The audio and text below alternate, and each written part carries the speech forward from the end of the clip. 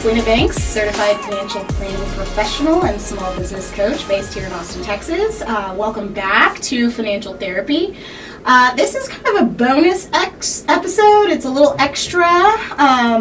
Thanks as always for tuning in. And before we get started, I do want to ask if you're enjoying the show to like, subscribe, give us a review wherever you're listening or watching. I really appreciate that. So, as I mentioned, we are coming back for a little bonus to our Cost of Connection episode. If you haven't listened to that, go back, take a listen, and then come here and listen to this follow-up. So, we did an episode all about kind of what it takes financially to connect with people, and especially post-COVID, maybe even post-divorce, all of that good stuff, and then the general theory of the case was, you should invest in connecting with people. That's super important. And it's a good thing to do. Exactly. Something that we all should be paying attention to. But then I saw this article and I was like, oh gosh, we gotta go back. We gotta go back and say more, because I gotta highlight that it's important to ask what it is that you're connecting for. So true. Yes. So I sent you this article, Andi. Thank you for coming back to have this conversation. But the article was basically, it was in the New York Post, but it was talking about a study by the Wall Street Journal that reported that an individual can spend at least $3,823 in just 3 days if they splash cash, so to speak, at the priciest places beloved by their favorite New York City influencers. And this article was all about the Hamptons and how, we're just past the season where all the people are going, and it's important to be seen and to be seen in the right clothes and doing the right things. What are you buying, though? I mean, some of it was like, so we have to go to breakfast at such and such a place, and the breakfast along with X, Y, and Z costs like a couple $100s, and you're just like, what?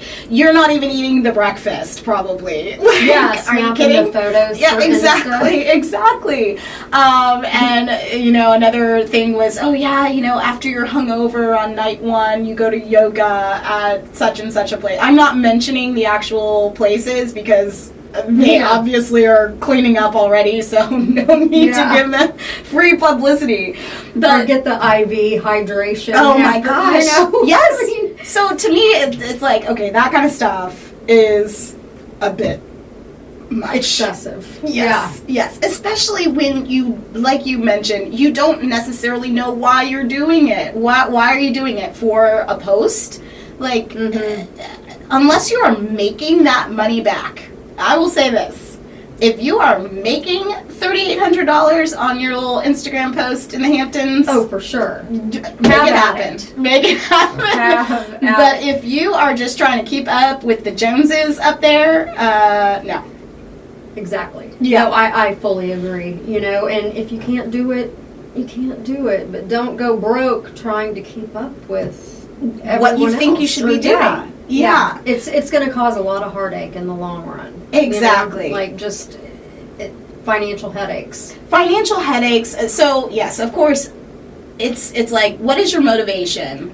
But then after, think about the levels of guilt, the levels of shame, the levels of, imposter syndrome, all of that stuff that you're feeling as you are paying off your wonderful 3-day weekend. Oh my God. It hurts my heart a little bit. So anyway, if you are connecting and it's because you need human interaction, shared experiences, you like being social, you're a loving person, you're an engaging person, that's all great.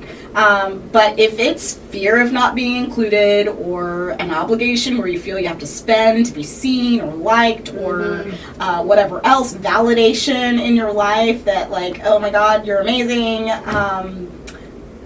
not good. Reconsider. Yeah, steer clear. Yes. So consider whether the spending is truly worth it based on why you're motivated to make those expenditures. And honestly, if you have friends who expect you to be spending and they don't understand that this is going to be a financial burden for you, you probably just need new friends. That's, Bottom line. use the cost of connection episode and go find some like reasonably priced friendships. There you go. Or get another job. Yeah, exactly. Earn enough to be, I'm sure some of the people who are up there, many of the people who are up there are spending, as they see fit, as they've budgeted. Maybe they haven't budgeted because they got so much money they don't need to budget for it. But most of the people, at least who were profiled in this article, I just felt, like I said, my heart hurt for them, because it's like, oh my gosh, you don't even know what you're mortgaging with that. You spent $3,800 in a weekend when, that could have been part of your retirement fund or part of a down payment on something. Yeah, it's sad state of affairs. So, all right. Thanks everybody for listening. This bonus was brought to you kind of on a whim today, but we're excited that you're listening, and stay tuned for more financial therapy next week.